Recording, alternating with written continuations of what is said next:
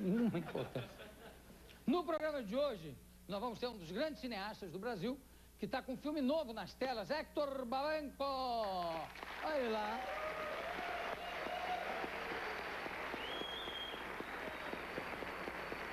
Vamos ter também um terapeuta sexual especialista em beijos, o Dr. Amaury Mendes Júnior. Beleza? Nós temos aqui um especialista que vai explicar por que é que beijar é tão bom para a saúde. É o ginecologista e terapeuta sexual Amaury Mendes Júnior. Por favor.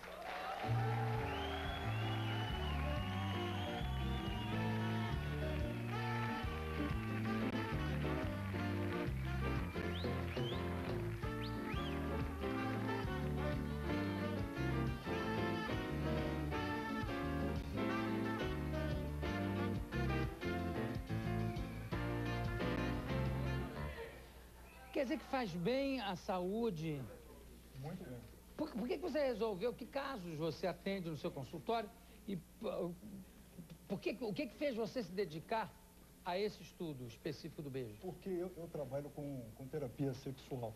Então, são casais que já perderam um estímulo um pelo outro. Geralmente, pessoas idosas estão casadas há muito tempo, já ocorre a habituação. Então, você repara que na maioria, eles ainda têm relação sexual, mas não se beijam mais. Então, comecei a pesquisar a respeito do beijo e descobri que o beijo tem alguma coisa de antropofágico, como você querer devorar, você conhecer os segredos, como se fosse um conhecimento da pessoa. E pesquisando mais, a gente também viu que a mucosa da boca é muito semelhante à mucosa do clitóris e do pênis. Então, tem o mesmo número de inervação, tem a mesma temperatura, tem a mesma sensibilidade e tem um feedback muito grande com o cérebro. Então, estimula que quase que sexualmente. E o casal, então você obriga o casal a se beijar para ter uma relação e não ter uma relação só. Porque, de maneira geral, o homem é muito genitalizado, né? Posso falar? Pode, ué, eu tô calado. A Sherry Reiter, uma psicóloga americana, ela fez uma pesquisa a respeito do... O relatório Reiter. Ela estudou a mulher, estudou o homem, estudou a família. Então, ela fez uma pergunta muito interessante entre as mulheres. São 3.000 mulheres, né? O que está faltando na sua relação? E a grande maioria respondeu beijo, carinho, afetividade, coisa que a gente não tem mais. Ficou um ato muito mecânico. Por isso eu comecei a ler, a estudar sobre o beijo. Uma outra pesquisa muito interessante em relação a quem beija mais, o homem ou a mulher. Então, a mulher ganhou com 90% de estatística. A mulher gosta do beijo, ela precisa do beijo para ser excitada. E o homem não? Entre os homens, 70% da classe alta precisa do beijo para se estimular, mas a classe mais baixa, só 40% é que precisa do beijo. Eu acho que o beijo é coisa de afeminado, que isso é bobagem. Coisa de afeminado? Depende de quem você beija. Pois é. Vai beijar o Mike Tyson, realmente. Agora, tem uma coisa curiosa também, é que as prostitutas não as de alto nível, as prostitutas de rua, ou, enfim, de classes mais baixas, elas não beijam na boca, né? Elas só beijam na boca o seu homem, o seu namorado. Excepcionalmente, elas beijam na boca. Elas acham que isso é um vínculo muito forte, que o beijo aproxima muito. Elas não querem vínculo. Não querem saber disso. Não querem saber. São profissionais. E é verdade que quem beija mais, vive mais? Isso tem uma certa verdade, porque estimula o seu coração, você bombeia a sua bomba cardíaca, a sua temperatura. Você tem uma alteração orgânica, você produz endorfinas, que é um hormônio da saciedade. Então e também é o seguinte, você beijando, você te chama para um envolvimento mais sexual. E você usando o órgão, você tem uma continuidade. E o fato de atua também no sistema digestivo, o beijo? É porque você fica um pouco ansioso, um pouco intenso e acelera o seu metabolismo. Claro que não é interessante você comer uma feijoada e começar uma relação, mas ele estimula muito o seu... Isso aí realmente não é a melhor forma, né? Oi, meu amor, vamos comer uma feijoada depois. Depois dar um beijinho. Vou te dar um beijo, que a feijoada vai embora na hora. Pá, some. O beijo na história, através da história, quais são os registros que tem dos primeiros beijos? E se os índios se beijam? Em relação à história... Japonês tem um beijo normal? Eles têm... O japonês, até achava-se que o japonês não beijava, porque eles são muito recatados. Tanto é que quando aquela estátua de Rodin, o beijo, teve no Japão em exposição, ficava no cantinho isolado, porque chocava as pessoas. E os índios também, eles aprenderam isso com os portugueses, que vieram cá, que eram muito beijoqueiros. Então os índios aprenderam essa arte. Mas a história do beijo vai lá para a pré-história. Mais ou menos 1000 a.C., também chegando já na civilização, os primeiros hominídeos, eles se reuniam em cavernas, então eles tinham o olfato muito desenvolvido, se cheiravam e tal. E como eles ficavam muito juntos, começaram a lamber o rosto um do outro para tirar o sal. Para comer os bichinhos. E a mulher... Comer os percevejos do... Viviam no meio do mato. Lambia o outro, que nem gato. Que nem gato, né? E as mães observavam também que os passarinhos alimentavam os filhos colocando comidinha na boca. E elas faziam disso um hábito, porque naquele tempo eles eram errantes, viajavam muito, elas eram desnutridas, menstruavam muito tarde. E morriam muito cedo, morriam com 30 anos essas mulheres. Então elas tinham que viajar com os filhos, quase que não ficavam menstruadas. E não tinham leite, elas eram desproteinizadas. Então elas não tinham tempo de dar de mamar e colocavam a comida, mastigavam e colocavam na boca da criança. Agora, quer dizer, o índio aprendeu a beijar com o português, que é muito beijoqueiro. Agora, estamos falando aí especificamente do beijo na boca. Beijo na boca. E os russos, que se beijam na boca com a maior frequência e a maior tranquilidade.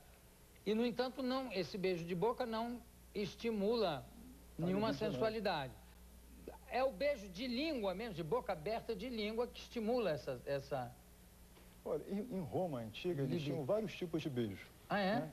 E o beijo mais erótico que eles tinham, que o poeta chamava de mais doce que o doce de ambrosia, mas é muito pecaminoso. Então, que era o beijo de língua, que ele estimulava a libido, ele partia, porque o sexo era uma coisa muito comum, mas um sexo sem envolvimento. Como a igreja queria alguns anos atrás, a igreja ela castrava a população no tempo da Idade Média, porque o homem, o chefe de família, quando morria, ele tinha que deixar 1% para a igreja. A igreja não gostava do beijo porque ele saía fora de casa, podia se apaixonar, ter outra família. Com isso, a igreja disse que o beijo era indecente, imoral, dava doença, transmitia bactérias. E eles ficaram em cima do beijo. Mas transmite bactérias, mas de uma forma positiva, né? De uma forma positiva. Então, eles só admitiam o beijo em adoração aos santos. Mas teve um papa que foi, então, o mais terrível de todos, que foi o Papa Inocêncio III. Ele não queria beijo nem em santo. Ele falava que o beijo não podia ser dado de maneira nenhuma, que era uma lasciva muito grande, que envolvia o casal e que trazia muitos filhos. Ele queria só o sexo reprodutivo. Agora, vou te mostrar o primeiro beijo feito no cinema, que foi feito num curta do Thomas Alva Edison, e que passou em Nova York.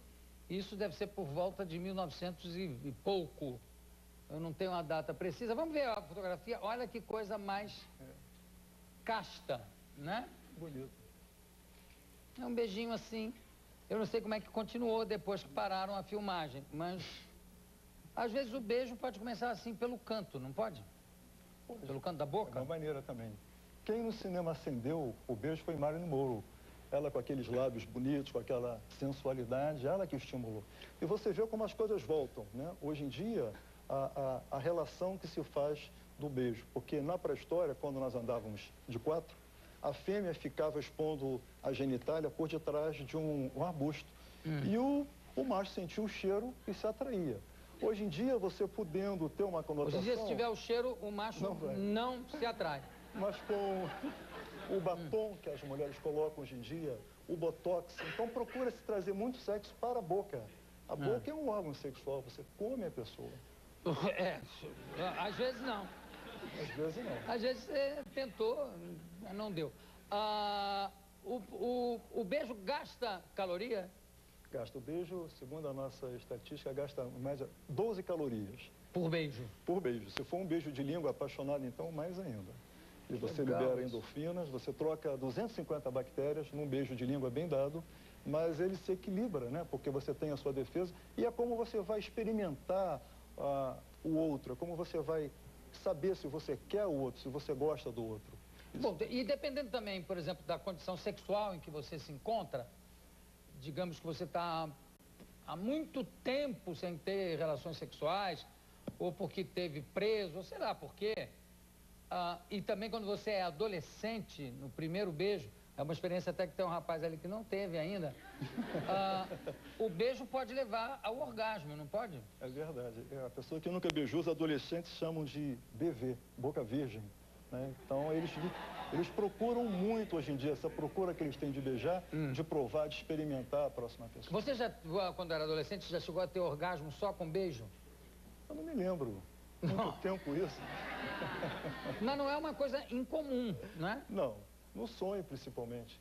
O envolvimento que você libera o seu id, você fica mais com você, com as suas fantasias, pode acontecer. E o tipo de beijo, quer dizer, esse negócio de beijar bem ou beijar mal, não existe, né? Isso varia de pessoa para pessoa. Da ocasião, da oportunidade, do momento, né? Na verdade, o beijo é para chamar o casal, assim, né? Porque a gente recebe muitas pessoas no consultório com disfunção sexual. Falta de desejo, anorgasmia, ejaculação precoce. Mas o que chama... Anorgasmia, o que é? São mulheres que não têm orgasmo, ausência de orgasmo. Elas têm uma dificuldade por um trauma, por emocional. O que chama mais atenção são pessoas que realmente não têm desejo, se cansaram, já convivem há muitos anos e perderam o desejo. Então a gente sabe que Mas isso não tem a ver, por exemplo, com uma queda de hormônio, uma queda hormonal? Não, é claro que você vai afastar todas as possibilidades orgânicas e emocionais. Então quando você fica só com a ausência do desejo, é que então que você procura estimular com exercícios eróticos, com fantasia, a proximidade do casal. É muito interessante que a primeira coisa que você manda fazer é que eles não tenham relação sexual. Então isso é bom por dois lados, porque se aquela pessoa está tendo relação sexual, ela vai ter que fazer carinho com os exercícios que você manda para casa. Se ela não tem relação sexual, para ela vai ser ótimo, porque ela está fugindo daquilo. Então você estimula a libido entre o casal. E não é muito incomum que volte o casal dizendo, olha, nós não deu, tivemos relação sexual. Quer dizer, na verdade era isso que você pretendia, que a afetividade trouxesse de volta aquele casal. E não a relação sexual, que é uma coisa mecânica, que a pessoa na terceira idade, quando o pênis já não estiver funcionando tão bem, o que vai sobrar? Não tem afetividade, não vai ter relação, acabou o relacionamento. Então você procura estimular a fantasia no casal, se é que o casal ainda quer tentar alguma coisa. Né? Bom, eu queria terminar esse nosso papo mostrando talvez a homenagem mais bonita ao beijo que já foi feita no cinema, que é do Cine Paradiso, exatamente daquele pároco que cortava qualquer cena de beijo que aparecia no cinema, ele mandava editar do filme e no final o projecionista deixa para o menino já rapaz a montagem de todos os beijos que foram cortados. Vamos ver? Que eu acho tão bonita essa cena.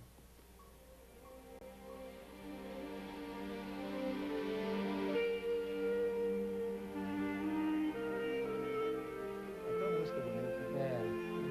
Chorar.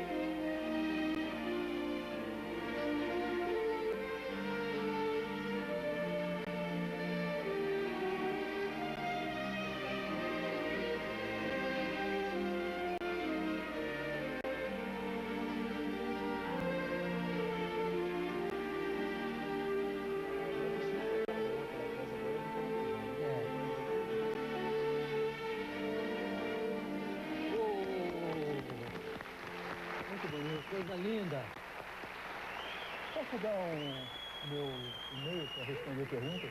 Pode? Qual é o seu e-mail? É www.amauri.sexólogo.med.br. Nós respondemos as perguntas pelo computador, dúvidas a respeito de relação sexual. Muito obrigado. Muito obrigado, doutora Amaury Mendes Júnior. Daqui a pouco a gente volta.